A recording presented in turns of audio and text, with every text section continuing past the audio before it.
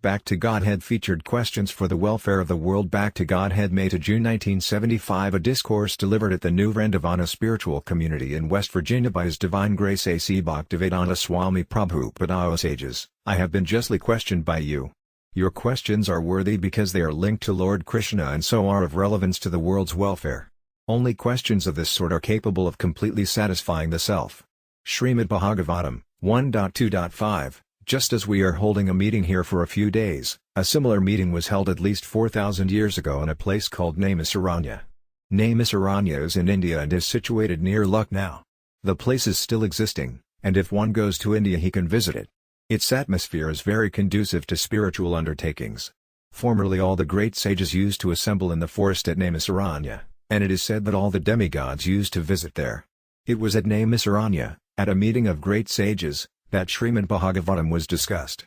Srimad Bhagavatam was first imparted to Maharaja Pariksit by Sukadeva Goswami. Maharaja Pariksit, who was emperor of this planet, was cursed by a Brahmana to die within 7 days.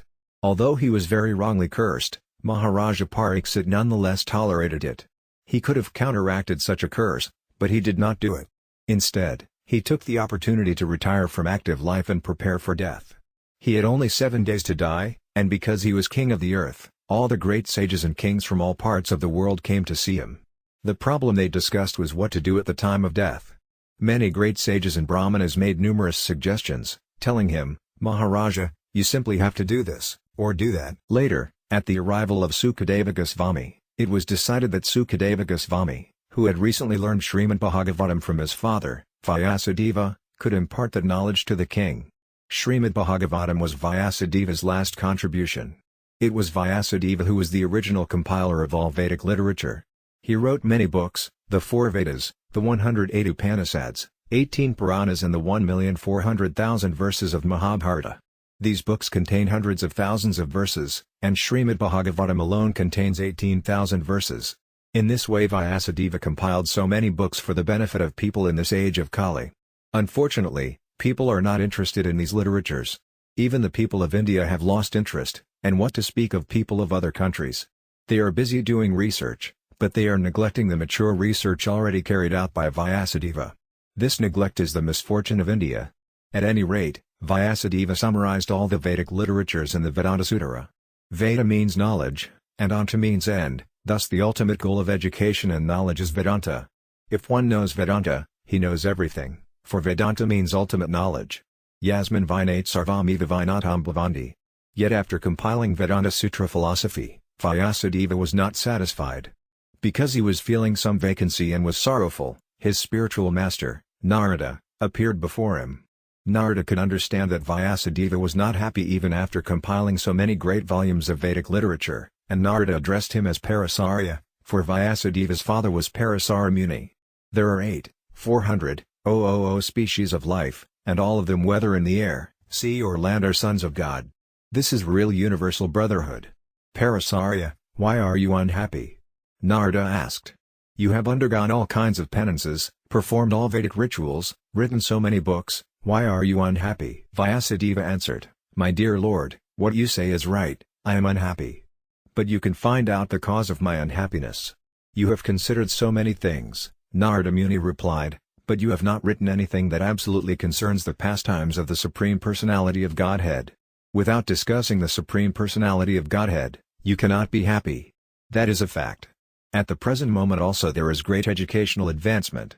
There are many universities and technological institutions, and there is economic development to such an extent that in America there is sufficiency of everything.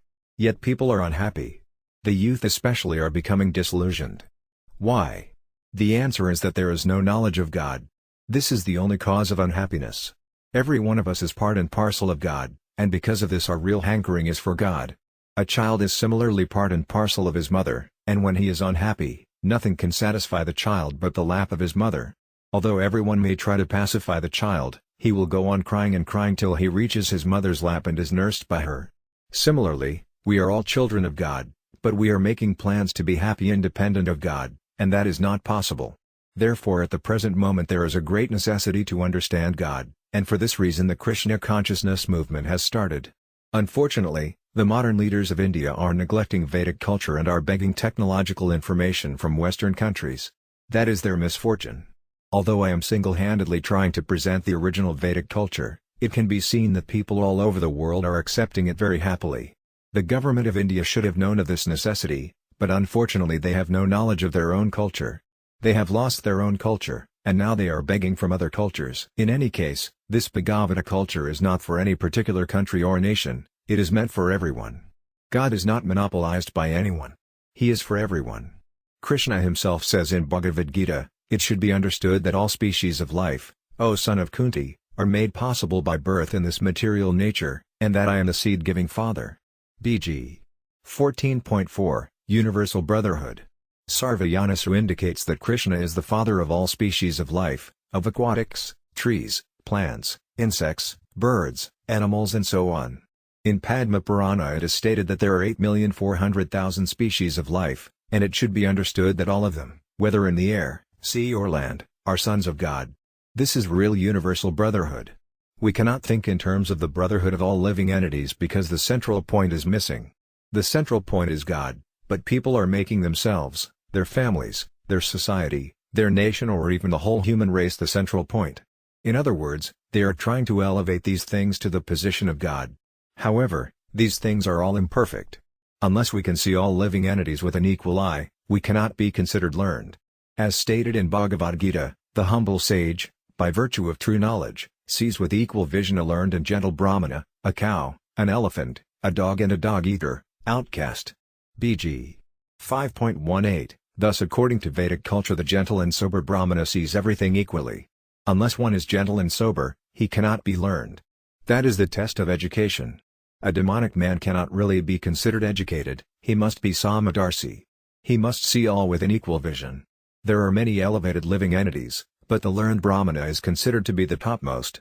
Although there are many varieties of living entities, one who is pandita, learned, sees all of them on the same platform. How is this? He does not see the outward covering, he sees the soul within everyone. Having such a vision, what is his situation? This is also described in Bhagavad Gita. One who is thus transcendentally situated at once realizes the Supreme Brahman. He never laments nor desires to have anything, he is equally disposed to every living entity. In that state he attains pure devotional service unto me. BG 18.54, one who is spiritually aware sees everyone equally. That Brahman vision is possible when one is actually in contact with Brahman, the Supreme. If the central point is missing, this is not possible. At present everyone is manufacturing his own system of knowledge, and consequently the entire world is in turmoil and confusion. Consequently, at the advent of this age of chaos, shortly after the departure of Lord Krishna from the world, the great sages assembled at Naimisaranya to discuss Srimad Bhagavatam. Lord Krishna was present on this planet 5,000 years ago, and after his departure the sages assembled, and their question was, now that Sri Krishna, the absolute truth, the master of all mystic powers, has departed for his own abode, please tell us by whom religious principles are presently protected. Bhag. January 1, 2023, this was the main question. It is significant that Krishna is mentioned here as Yogesvara. The word yoga is very popular in the West. Generally the word yoga means mystic power, for if one actually becomes a yogi, he attains many mystic powers. A yogi who has actually attained perfection can become smaller than the smallest and can fit himself into the smallest compartment. If he is imprisoned, he has the ability to come out through the smallest hole imaginable. This is called animasiddhi. Similarly, by alagimasiddhi, a yogi can float in the sky just like a cotton flower, and by other powers he can produce whatever he desires on the spot. There are in this way many siddhis, or perfections. Indeed, the very powerful yogis can even manufacture a planet. Vaisvamitra Muni, for instance, produced men from trees. Thus yoga is not simply a matter of pressing one's nose and holding the breath. Yoga is practiced by real yogis to get material power. There are many yogis who can perform such magical feats, but all of these accomplishments are quantitatively small when compared to the powers of the Lord. A yogi may be able to float himself in air, but God, by his yogic power, can float millions and trillions of planets in space. The supreme yogi is Krishna, therefore it is said, Brui Yogsvar Krishna. Isvara means controller. There are many yogic powers and yogis, but Krishna is the supreme controller of all. Thus it is mentioned in this verse that the master of all mystic powers, Krishna, has left the planet. We may theorize about so many things, and we may be great scientists, but when death comes we cannot protect ourselves. Brahmaniye Dharmavarmani. Dharmavarmani refers to him who embodies religious principles. The Sanskrit word dharma actually refers to God or Krishna. Generally dharma is translated into English as religion, but this is not a perfect translation, for dharma is different from religion. Religion is usually defined in a dictionary as a kind of faith, but dharma is not really a faith. Faith can be changed. Today a man may be a Hindu, and tomorrow he may be a Muslim or Christian. Faith is not, then, actually dharma, for dharma refers to that which cannot be changed. Water is liquid and cannot be changed into a solid. One may argue that water may become solid as ice, but that is not its natural condition. That is artificial. The solidity of water as ice is temporary, and as soon as the temperature rises, the water returns to its natural condition. As liquidity is the natural state of water, similarly dharma is the natural state of the living entity. Our natural position. Since the living entity is part and parcel of God, he has a natural position. For instance, one's finger is part and parcel of the body, and as such it has a natural position. That is, it works in accordance with the rest of the body. The finger may pick up a piece of cake, but the finger itself does not use it. It takes it to the mouth. In this way the finger serves the whole body. Similarly, dharma indicates that the living entity, being part and parcel of God, must serve him. The attitude of service is present in every living entity, but one person is serving himself, another is serving his family, another is serving his society or country. In any case, service is there, and if one has nothing to serve, he will sometimes take on a dog or cat to serve. However, it should be noted that service to anything other than the Supreme Lord is Maya, illusion. Service is actually meant for God, but because we have forgotten Him, we are rendering service to so many forms of Maya. Consequently, when God comes He establishes Dharma. When Krishna came to this earth, He proclaimed His manifesto in Bhagavad Gita in this way: whenever and wherever there is a decline in religious practice, O descendant of Bharata, and a predominant rise of religion, at that time I descend myself. To deliver the pious and to annihilate the miscreants, as well as to re-establish the principles of religion, I advent myself millennium after millennium. BG 4.7-8, Krishna is protecting his devotees from the devouring flames of a forest fire. Thus Krishna came to establish real religion. Krishna sages assembled at Naimisaranya knew the mission of Krishna. They knew that he came to establish religion, and they were wondering, since Krishna was no longer on the planet, under whose care religion was entrusted. Dharmakam Saranam Gata. As long as Krishna was present, he was discharging real religion. How was that? Paratraniya sadhanam vinasaya ca duskritam, he was killing demons and giving protection to his devotees. Since Krishna is absolute, both his killing and protecting are the same. This, then, is the main question of the sages of Naimisaranya, and it is answered first by Sukadeva Goswami's disciple, Suta Goswami. Lord Krishna is pictured sticking out the life of the demonic witch Patana. Dear sages, Suta Goswami replied, you have asked questions concerning Krishna, and these questions are very nice. The word sadhu means very nice or perfect. Bhavadbhur Lokamangalam, these questions, Suta Goswami continued, are asked for the good fortune of the entire world, for they concern Krishna, in whom the real principles of religion abide. If we ask questions about Krishna, try to understand him and discuss him, our lives become perfect. Simply by trying to understand Krishna, one's life can be perfect. The perfection of life means getting out of this material condition and attaining our constitutional position in our original spiritual life. Originally we are all spiritual sparks, not only we, but all other living entities as well, trees, plants, aquatics, insects, microbes and so on. Wherever we find living symptoms we should know that there is a living entity, and that living entity is part and parcel of God. According to karma, or according to pious and impious activities, the living entity is obliged to accept a certain type of body. The acceptance of that body is in the hands of nature, science will not help. This is the verdict of Bhagavad Gita. The bewildered spirit soul, under the influence of the three modes of material nature, thinks himself to be the doer of activities that are in actuality carried out by nature. BG 3.27, we may theorize about so many things, and we may be great scientists, but when death comes, we cannot protect ourselves. For one who has taken his birth, death is certain, and for one who is dead, birth is certain. BG 2.27, nature's control. We may be puffed up by advancement of scientific knowledge, but we must be under the control of birth, old age, disease and death. This is Prakriti, nature, and nature is controlled by God. This is also stated in Bhagavad Gita, "This material nature is working under my direction, O son of Kunti, and it is producing all moving and unmoving beings. By its rule this manifestation is created and annihilated again and again." BG 9.10 We should not think that material nature is working independently, that is not possible. Matter cannot act independently. We may see that matter is working, but actually we are superior.